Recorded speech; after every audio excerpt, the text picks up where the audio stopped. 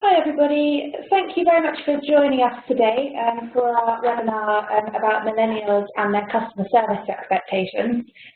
We've got some really great people on the line today, so thank you very much all for sparing your time to join us. If I could just ask you right the way through the webinar to put any questions that you might have into the question box that you see on your screens. And we will come to those questions at the end, and we'll get through as many of them as we can in the time that we're allotted today. Excellent. Okay, so let's jump straight in.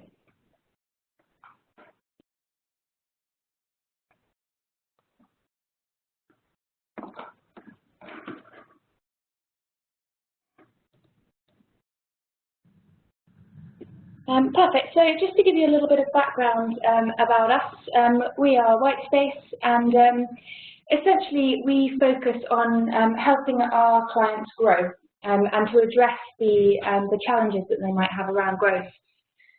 We've been about for just over 10 years, and over that time we've supported hundreds and hundreds of growth decisions. And they're really broad-ranging, but some examples just include the ones that you see on the slide here. So they include some challenges that are more market-focused, for example, entering new geographies, launching new products, targeting perhaps a different group of customers than are the core base of the client. But they also range to things that look more internally as well. Doing things like optimizing operations. We have a data team here that can analyze large volumes of internal data and draw strategic conclusions out of that. But also things like improving customer-facing processes, which links quite strongly to what we're doing today. And just some examples of the clients that we have are there on the right for you to see. In terms of what we will be discussing today, really the key question is what millennials want in terms of customer service and how the customer experience expectations that they have vary versus older demographics. Within this session, we'll cover why are millennials important and why they're different, what they value, and what will that mean in terms of customer experience in the future. We'll cover this in 4 broad sections, starting with their expectations, going through to some examples that we've found of companies that we think serve millennials really well and drawing out the lessons from that. Looking at some broader customer experience trends that aren't necessarily completely millennial focused, but are really important context for what we'll be talking about today. And then finally, just drawing out some implications from that. So, what do millennials want from customer service? I think it's first just important to reflect on why we're talking about millennials and why they're important. Well, when we define millennials, we'll call them consumers aged 16 to 36. So it's a broad group, but it's also a large one and an increasingly important one, particularly when you think about the proportion of that group that are now earning in employment and increasingly growing their spending power.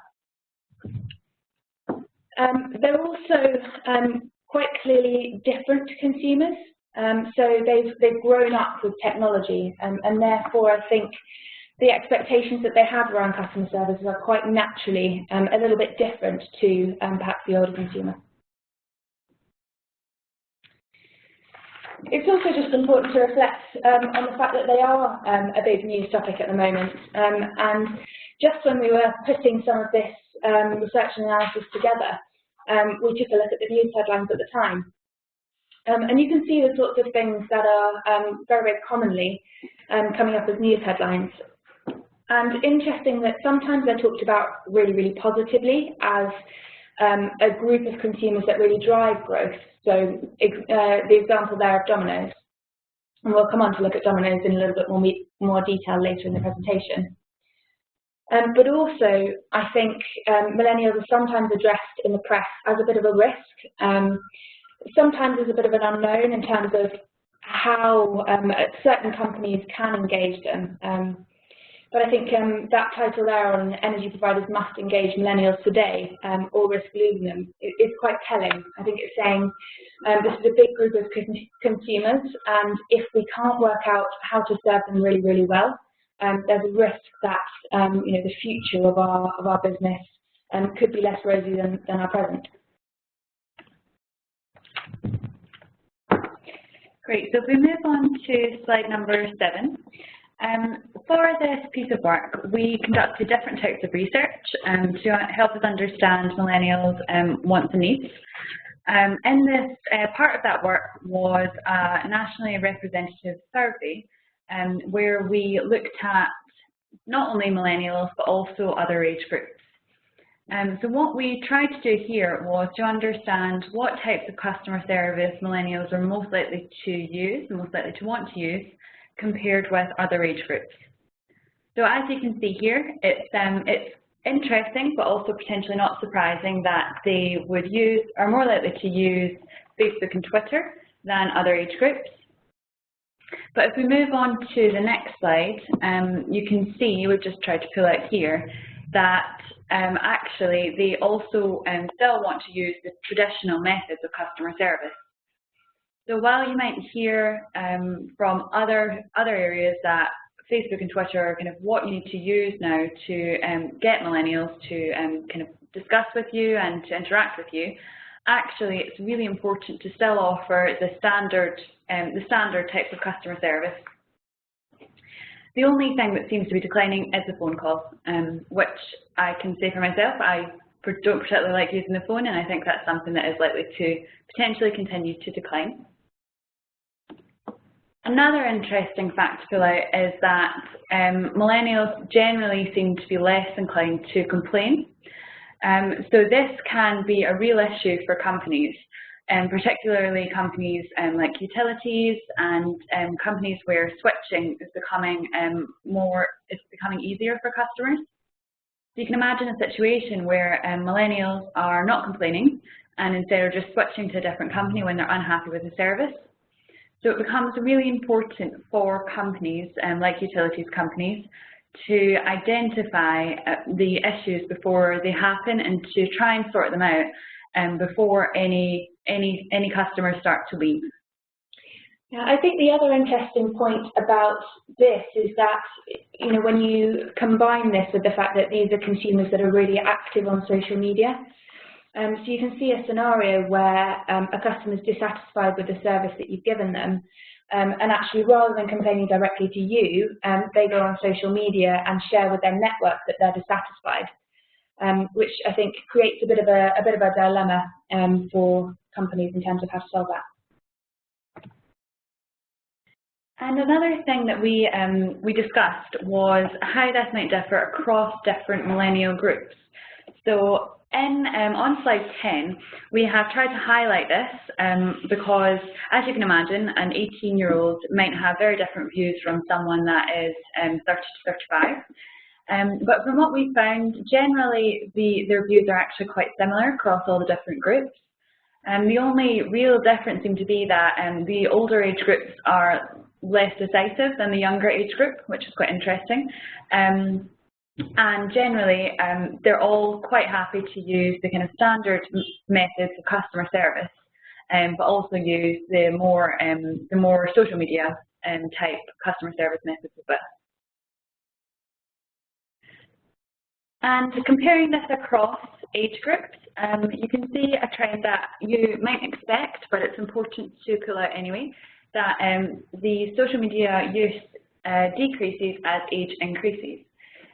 So at the moment, while social media isn't as important as we might expect it to be, and standard methods of customer service are important, this trend could continue, and in 5, maybe 10 years, social media could be far more important than it is at the moment, with the group of millennials that will then be classed as millennials. So if we move on to the next section of this presentation, we wanted to look into different companies to really understand companies that currently serve millennials well. What is it that they do, and why is it that they are successful in reaching them? Moving on to slide 13, The first company that we looked into was Domino's. So they are a brand that, as you can imagine, millennials are kind of at their core and really built into everything that they do. They are they're focused on millennials, so they adapt their campaigns to appeal to millennials. They adapt their marketing to appeal to millennials. Their product appeals to millennials, and it's really interesting to look at them to see what they do to understand what other companies could learn from this. So one of the campaigns that they have been running is an interesting campaign. It's called their Anywhere campaign, where essentially they have attempted to reach millennials on the methods that they are using rather than get millennials to come to them. So what I mean by this is, for example, here they've used smartwatches. They've also allowed millennials to tweet to order pizza. They can also do so via an Xbox as well. And they have essentially tried to bring down as many barriers as possible to allow millennials to easily order their pizza. And this is similar to kind of Amazon's one-click service, and it seems to be generally the way a lot of companies are moving in this kind of way to reduce barriers, and also, but while doing so, also appeal to millennials and also ensure everything kind of works well. And this is where millennials are. So we then had to consider, is this something that is just a kind of gimmick? Is it just a marketing campaign? So what we found was that it actually has worked. It seems to have worked well. It's something that they've got really high kind of digital channel hits and really high orders through digital. And from what we heard in our survey, it's something that millennials would happily do. It's the kind of thing that other people might consider as a bit of a gimmick, but for millennials, it does seem to be something that they would happily partake in. They've also managed to make it work through marketing. So they've used celebrities in their marketing campaigns, which is really important for millennials because these days, celebrities have become really important in millennials' lives. They feel like they are more tangible. They feel like they can, when they endorse things, they really want to be able to kind of take part in the same types of things that they're doing. And it can really allow you to appeal to the millennial generation. The only thing to consider with this type of thing is ensuring that kind of it actually works well and that the functionality is providing what you would promise it would. Because if that doesn't happen, then you're just going to lose the customers that you were hoping to get through this method. We then considered two further companies. So the first one is giffgaff. So giffgaff is a sub-brand of Telefonica, and giffgaff was developed to appeal to a different type of customer from Telefonica's other brand, which is O2. So with O2, they are more focused on the kind of higher earning customers, whereas with giffgaff, there's more of a focus on millennials. And they've done this in a couple of ways, which is really interesting. So they've developed an online community where they've allowed their members to actually kind of post questions and then also answer the questions. And if they do that, if the members answer questions, then they get rewards. This has worked extremely well for giffgaff. They've got a huge member section, and posts are answered really, really quickly as well in this forum. It's also allowed them to keep costs low because of this. They've also developed a different type of offering from what you would get from a company like O2. So they've made it a more kind of pay-as-you-go focused offering and tried to kind of bring back pay-as-you-go for millennials by offering them kind of goodie bags, as they're called, which is essentially just a bundled pay-as-you-go offering, but it allows millennials to take more control over what they do and over their spending as well. And another aspect of giffgaff, and its focus is around the community, but it's the way that they portray their brand as kind of more socially conscious, and this focus on their community. When people join, they become a member, they're not a customer. It seems to really appeal to that kind of millennial spirit that focuses around this community, around this them wanting to be more socially conscious, and it also allows gift-gas to keep their costs low. So they win in both ways. They're appealing to millennials' sense of freedom and wanting to control their life, but they've managed to do so in a really low-cost way without cannibalizing Telefónica's O2 customers. First Direct is another interesting company that we looked at, and they're particularly interesting because of the fact that they're in a kind of more unengaging market, and they're also an older brand. So they've managed to kind of create marketing campaigns and create campaigns that really allow them to appeal to millennials. And you can see here with their marketing campaign that it's a very direct way of doing this. So their campaign went from a man drinking ale in a pub to an animal on DJ decks and pizza being ordered, which is the kind of stereotypical what you imagine millennials like. But they've also backed this up by kind of using their social media to appeal to millennials. So when I first went on the First Direct Twitter account, I genuinely thought it was a different company because I thought this does not look like a bank, it can't be a bank, but indeed it was. And you can see it just doesn't look like a traditional bank. Even the way that they use their tweets, they're 24/7, but they're also very conversational, and they seem far more relaxed than you would imagine a typical bank to be. But in addition to this, they've also invested in technology, so kind of fingerprint technology, voice identification technology, and the result is really, really high kind of customer service scores. They're not the most innovative bank out there, I would say, but they are one that I think larger organisations can learn from, because of how they've managed to kind of keep ahead of the trends and keep relevant to the younger consumers.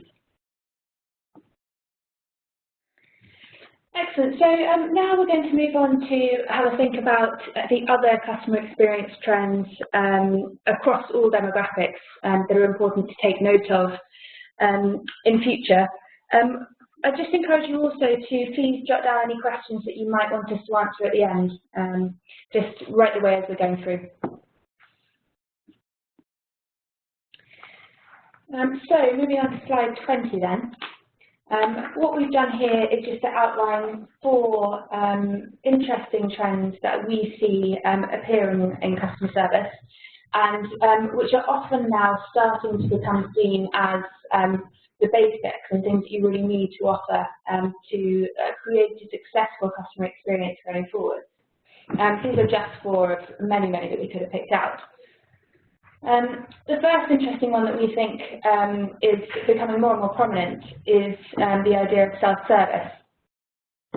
I think linking it to millennials, it links quite strongly to how millennials generally don't want to wait and have slightly less patience than older generations might have shown. So a self-service format may help to reduce queues and to help with that issue. There are also more kind of cost-based factors here.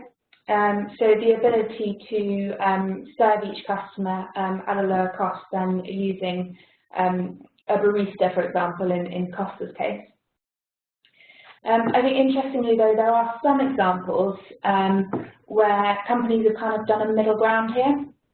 So they want to give customers the human element of the experience, but they want to do that through a self-serve format. So one of the examples that we found in that area is video tellers for banks. So for certain services in some banks, not generally in the UK, sometimes in the US, you can go into the bank and have a conversation with somebody in a call centre, but via the self-service machine, which is quite an interesting middle ground. The other benefit to self-service is, and I think Costa is a brilliant example of this, that it allows you to create a different format, allowing more customers potentially to access the product or service that you're offering. So Costa, for example, it would have been extremely difficult, probably impossible, for them to get as broad a reach as they have in the kind of forecourt petrol station market without this really, really small format self-service machine. So it completely broadens their horizons in terms of the number of customers that they can capture and the number of different locations that they can be present in. Apps is the second one that we've got here. A little bit more basis, I think, now. You know, apps are very, very commonplace. But I think what's becoming increasingly important is just making sure that apps are very functional, easy to use, and also extremely simple. Just making that experience for all consumers as smooth as possible. You know, you think about how millennials won't necessarily complain to you. They're just, you know, perhaps complaining in their social networks. Well, making it as easy as possible for them to engage with your brand via things like apps, I think, is really important. The other interesting thing about apps is the increasing trend of gamification. So increasingly, companies will offer gamified rewards, and one of the channels that you can offer these through is an app. One example of this that I've seen recently is just Ocado, where if you shop 5 times in a row within a certain time period, they'll give you £10 off. And it's this sort of gamified retention tool that is increasingly popular now, and it's something that works really well on the app format. Omnichannel is another increasing trend, and Macy's, I think, is a really good example of this. So at a basic level, you can receive an offer from Macy's via any channel. It might be email, it might be text, or anything like that, and it will all be centralized in your app so that you can kind of use that offer via multiple channels. So if you've received the offer via text, you could either use that online or go into the store, etc. They also do an interesting thing around stock checks. So you could be looking at a particular pair of shoes online in a particular colour, and you can press a button on the website which links to geolocation, and you'll be able to see actually 500 metres away in a Macy's store. They have the shoes I want and the colour I want, but perhaps they don't have my size. But actually, you know, if I go to the next store at the other side of town, they do have my size and the colour that I want, which is a really interesting idea, I think. And again, it just makes it that bit easier for customers to engage. The final point on this slide is around automation and geolocation. And there are a couple of examples that we have of this. So Autoglass have teamed up with a startup called Locals to increase their engineer efficiency via geolocation and automation. So what they do is that as soon as an engineer leaves his previous job, an automated reminder is sent out to the next customer. And they found that this, just the fact that the engineer doesn't have to call up, you know, sit there, look up the next customer and call them to let them know he's coming, allows them to get an extra job in each day, which in terms of efficiency and cost saving is potentially a really big step forward. John Lewis have also teamed up with Locals to do something very different using similar technology, and that's around their click and collect service. Which I believe they're trialling at the moment. And this means that when a consumer who's going to click and collect enters a store, the click and collect team are notified of this and they get their parcel ready before time, which again links to this idea of us being, you know, less patient now and really wanting to avoid queuing and improve the customer experience wherever possible. One final point in this area, I think some of the other ideas that we've discussed through this presentation might seem a little bit far-fetched, particularly when we're thinking about the whole population. So things like text banking or using a video teller for banking may seem to us, you know, would people really do that? But actually, this graph here shows the whole population according to our survey. And it shows the people who are either very likely or likely to engage with each of these services. So, for example, 38% of people would be likely to use a phone as a key for a hotel room.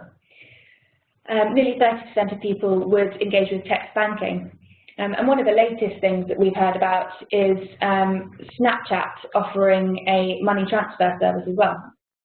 So while these ideas might seem far-fetched, actually they might be closer than we think in terms of people actually taking them up. So let's move on to think about the implications then before we take all your questions. I think it's fairly clear that there are risks in terms of serving millennials.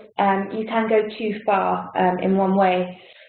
However, carefully balancing some of the things that we've spoken about today can mean that there is a huge opportunity with this customer segment to really drive business growth.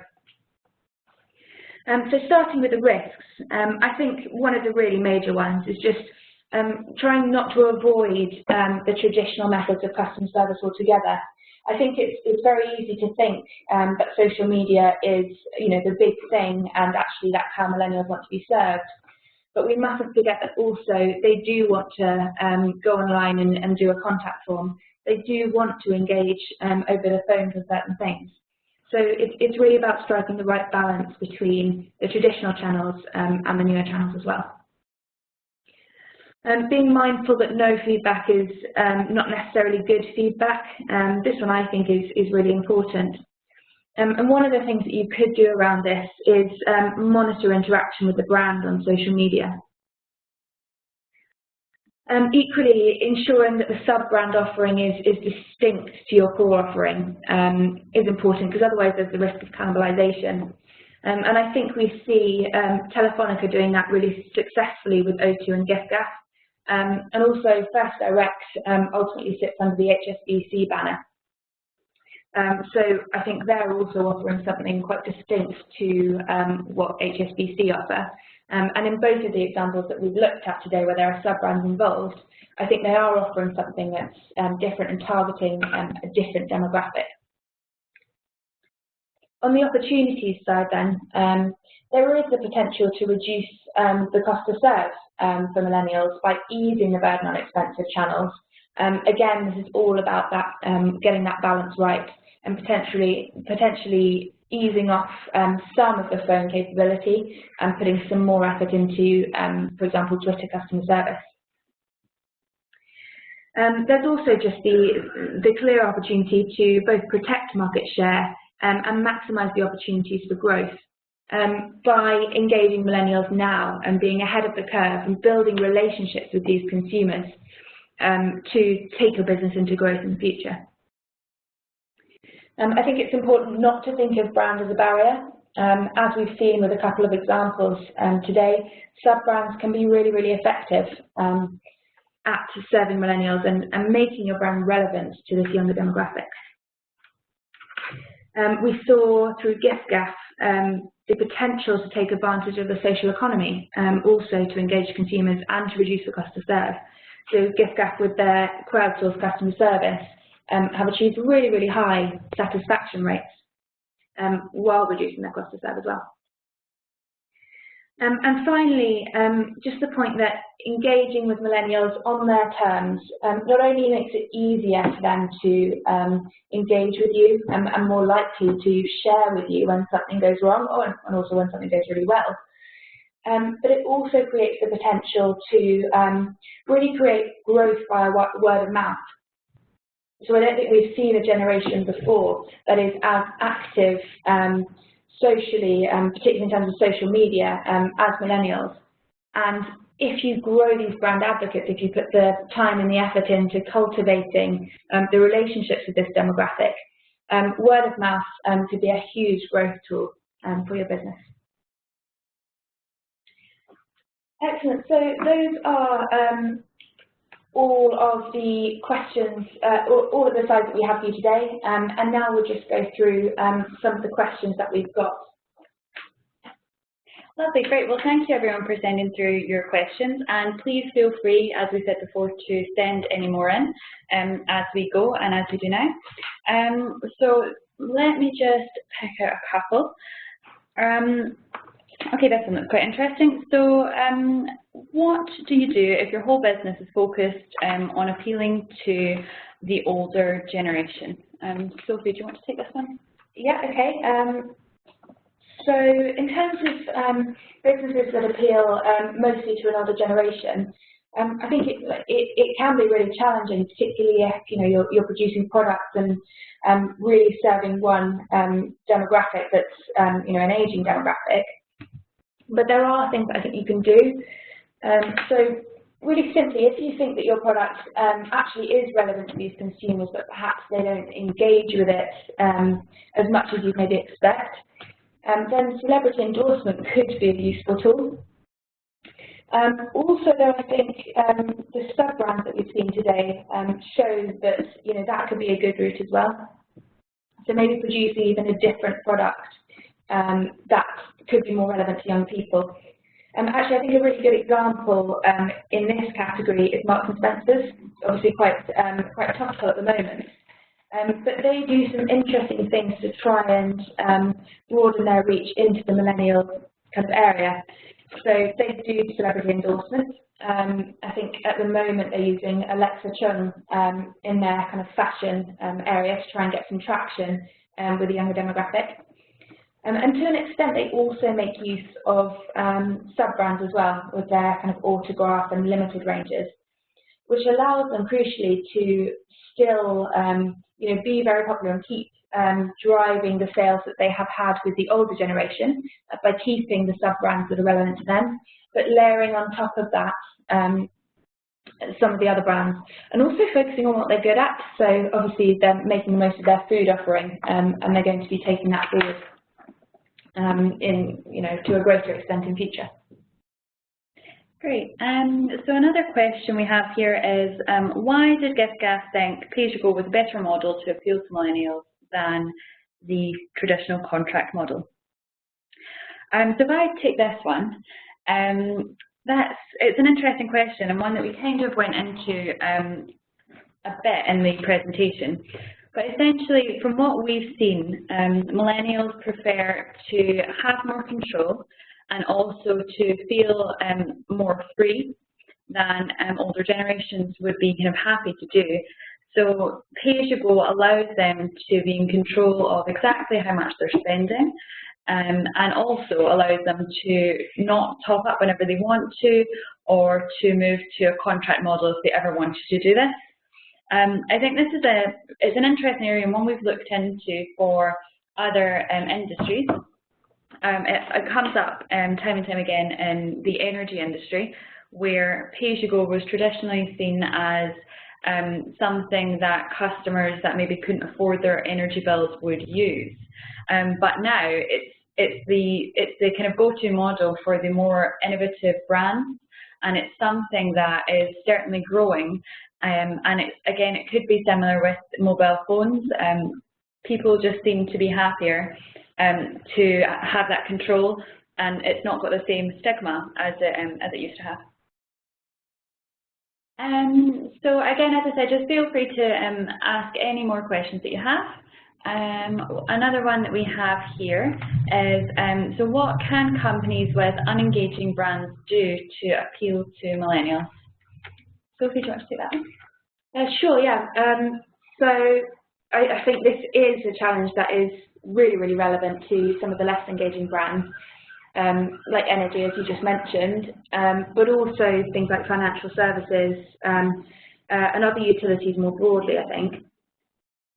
And I think, again, celebrity endorsement can be useful in this area, but also I think the sorts of things that we were talking about earlier around apps and ease of usage, I think that is particularly critical for the less engaging brands, because when customers do interact with you, say they want to, report a water leak or report that, there's something wrong with their heating or something like that, I think it's particularly important there that there is an easy channel for millennials to go to express these concerns. And I think Domino's maybe goes slightly further than most brands would with that, but the idea of being present on platforms where millennials naturally are and capturing them in that space is a critical one, and one that could help the less engaging brands attract millennials. Great. So another question we've had through, do you think this is all relevant to the millennial mindset consumers? So that's an interesting one, and I think we would never want to say that this will be relevant to all millennials. As we said, there is such a large age range, and obviously that includes a lot of people. But from what we've seen, these are the general trends in this area, and it does seem to represent the entire kind of age group. As we spoke about at the start, we certainly expected going into this to have our survey, speak to people, and hear that 18-year-olds had just such differing views from people that were kind of 30 to 35. But from what we found, it's generally not the case. It's certainly something that could change quite quickly, maybe over the next kind of 5 to 10 years as technology develops. But at the moment, it seems that generally these are kind of it is relevant to most millennials. Excellent. Okay. Well, thank you very much, everybody, for coming to our webinar today and for all of your really interesting questions. The webinar, I think, will be available afterwards to share more broadly as a recording, if that's useful for anyone. Excellent. Thank you.